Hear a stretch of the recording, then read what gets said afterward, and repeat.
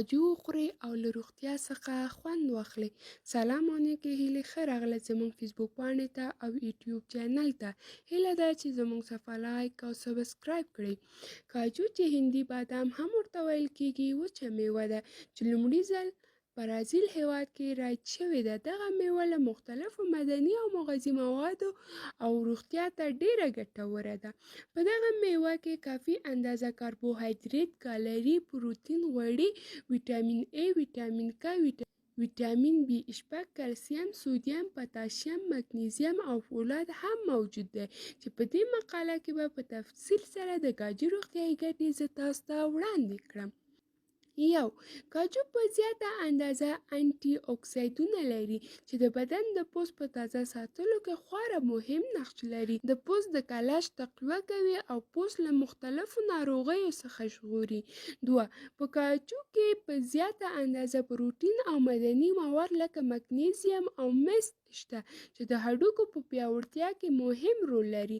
مګنیزیم د هډوکو په وده کې مهم نقش لري. د کاجو خوراک لامل کېږي چې د هډوکو مو کلک وساتي. کاجو د زړه لپاره ګټوره وچه میوه ده. یو مطالعه په ډاګه کړې ده چې هره ورځ څو دانې کاجو وخوړل شي کولی شي په زړه له ناروغیو څخه وژغوري. یو څېړونکی ښکاره کوي چې کاجو وازده اوبه کوي، همداراز د وینې فشار کنټرولوي. کاجو د بدن دفاعي سیستم یا ځواک پیاوړی کوي. یو پیاوړی دفاعي سیستم بدن له یو شمېر میکروبونو، ویروسونو او ناروغیو خوندي ساتي.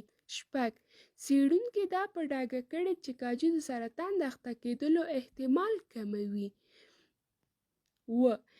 دغه راز کاجو عصبي سیستم هم پیاوړی ساتي. کاجو په زیاته اندازه مګنیزیم لري چې د مغز لپاره ګټوره وچه میوه ده.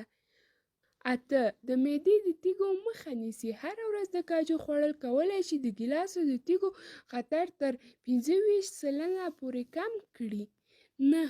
د وزن په کمولو کې مرسته کوي. که څه هم کاجو غوړ په توګه ګڼل کېږي، دا ښه کلسترول لري، نو د مشهورې عقیدې خلاف هغه کسان چې په اونۍ کې لږ تر لږه 2 ځلې کاجو خوري د هغو کسانو پرتله چې لږ خوري لږ وزن لري.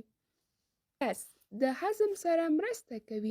کاجو د نمو او پراختیا، د نیوکلیک اسید په ترکیب او هضم کې مرسته کوي.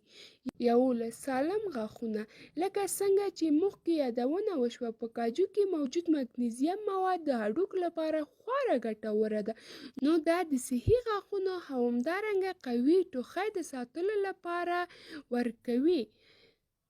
مننه چې تر دې دمه له موږ سره وئ. هیله ده چې زموږ صفحه لایک او سبسکرایب کړئ ترڅو وکولای شئ چې زموږ نوې ویډیوګانې وګورئ.